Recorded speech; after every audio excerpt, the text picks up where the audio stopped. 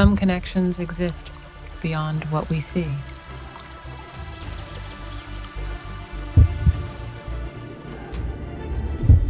Microbes whisper to roots.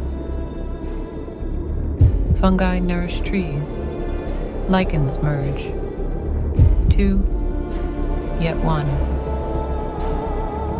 A force you can't see, but can feel. Have you ever felt someone before you touched them?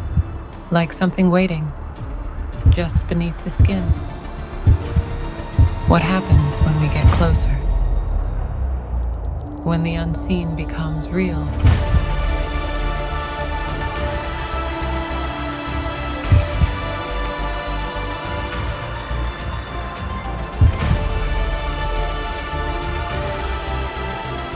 Some bonds don't need to be seen